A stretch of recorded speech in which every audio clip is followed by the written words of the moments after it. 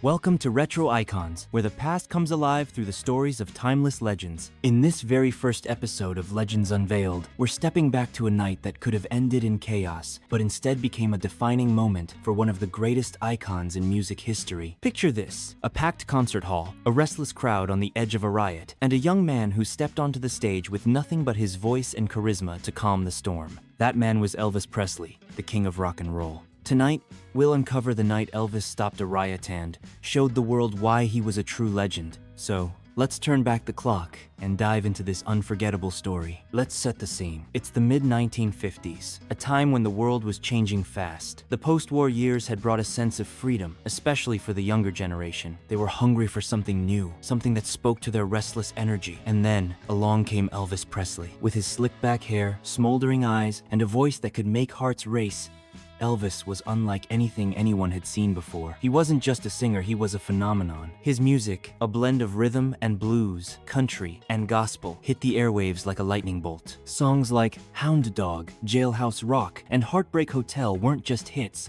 They were anthems for a generation ready to break free from the rules of the past. By 1956, Elvis was at the height of his early fame. He was 21 years old, and his star was rising faster than anyone could have predicted. His appearances on television shows like The Ed Sullivan Show had made him a household name, but with fame came controversy. Parents and critics called his music dangerous, his dance moves scandalous. They said he was a bad influence on the youth. Yet, for the teenagers who flocked to his concerts, Elvis was their heroic symbol of rebellion and freedom. Every time he took the stage, the energy in the room was electric. Girls screamed, boys cheered, and the air crackled with excitement. But that excitement sometimes turned into something more dangerous. Elvis's concerts were often chaotic. Fans would rush the stage, desperate to get closer to their idol. Security struggled to keep order, and local authorities were on edge. In some cities, police banned his performances, fearing the crowds would get out of control. But Elvis wasn't one to back down. He knew his fans needed him, and he was determined to give them the show they came for, no matter the risk. That brings us to a warm evening in May 1956 in Jacksonville, Florida. Elvis was scheduled to perform at the Florida Theater, a venue that could hold about 2,000 people. But on that night, the crowd was bigger than anyone had expected. Over 3,000 fans had shown up, and the theater was packed beyond capacity. The atmosphere outside the venue was tense even before the show began. Fans who couldn't get tickets were pushing against the doors, hoping to catch a glimpse of their idol.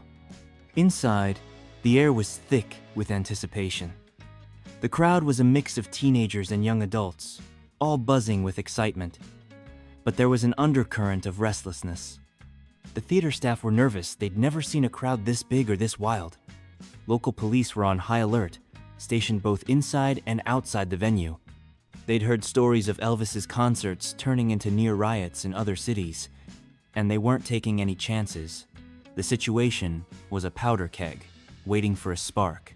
As the lights dimmed and the opening act finished, the crowd's energy reached a fever pitch. Chants of "Elvis! Elvis!" echoed through the theater. But behind the scenes, there was a problem. The venue manager approached Elvis's team with a warning. The crowd was too large, too unruly. There was a real risk of a riot breaking out if things got out of hand. The manager suggested canceling the show for everyone's safety. The police agreed, urging Elvis to call it off. But Elvis wasn't about to disappoint his fans. He'd seen big crowds before, and he trusted his ability to handle them. With a quiet confidence, he told his team, "I'm going out there. They came to see me, and I'm not letting them down." Elvis stepped onto the stage, and the roar of the crowd was deafening. Dressed in a sharp jacket and tight pants, he looked every bit the rock and roll star. His guitar hung loosely around his neck as he flashed that signature half smile. For a moment, the noise was so loud he couldn't even hear himself speak. But Elvis knew how to command a room. He raised a hand, signaling for quiet, and the crowd obeyed almost instantly. It was a testament to the power he held over his fans. He leaned into the microphone and said, "I know you're all excited, but let's keep this fun, all right?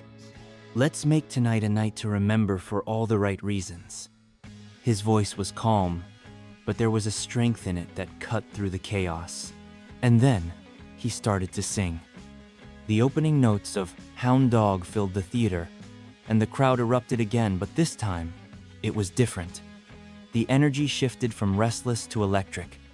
Elvis moved across the stage with a confidence that was magnetic.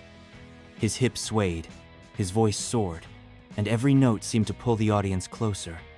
The fans were mesmerized, hanging on his every word. Even the police officers, who had been on edge just moments before, couldn't help but watch in awe. Elvis wasn't just performing, he was weaving a spell, drawing the crowd into his world and holding them there. But the real test came halfway through the show. A group of fans near the front began pushing forward, trying to get closer to the stage. The movement caused a ripple effect, and soon the entire crowd was surging toward the front. Security guards struggled to hold the line, shouting for people to stay back. For a moment, it looked like the situation might spiral out of control. The theater staff braced for the worst, fearing a stampede. But Elvis didn't flinch. He stopped mid-song, raised his hands again, and spoke directly to the crowd. "Hey now, let's take it easy," he said, his voice steady and reassuring. "I want to see every one of you having a good time, but we've got to look out for each other. Stay where you are, and I'll come to you." True to his word, Elvis stepped closer to the edge of the stage, reaching out to the fans in the front row. He shook hands, flashed smiles, and even tossed his scarf into the crowd. It was a small gesture, but it worked like magic. The fans calmed down, their focus shifting from pushing forward to soaking in the moment. Elvis picked up the song where he left off, and the rest of the concert went off without a hitch. By the time he finished his final number, the crowd was cheering not with chaos, but with pure joy. The night that could have ended in disaster became one of the most memorable performances of Elvis's early career. So, what made this night so significant? It wasn't just that Elvis stopped a riot, though. That alone was remarkable. It was what it showed about who he was as a person and as a performer. At just 21 years old, Elvis had a presence that could command thousands. He had the courage to step into a volatile situation and the charisma to turn it around. That night in Jacksonville wasn't just a concert hit, it was a defining moment that cemented his status as a legend. It showed the world that Elvis Presley wasn't just a singer. He was a force of nature, a true icon who could connect with people on a level few others could. Elvis's impact went far beyond that night. He went on to become one of the most influential figures in music history, selling over 1 billion records worldwide. His legacy lives on in the countless artists he inspired, from the Beatles to modern pop stars. But for the fans who were at the Florida Theater in 1956, that night was a memory they'd carry forever. It was the night they saw the king of rock and roll, at his finest, fearless, magnetic, and unforgettable. As we wrap up this first episode of Legends Unveiled, let's take a moment to reflect on what makes these retro icons so special. They weren't just celebrities, they were trailblazers who left an indelible mark on history. Here at Retro Icons, we'll continue to uncover these nostalgic stories, bringing you closer to the legends who shaped our past.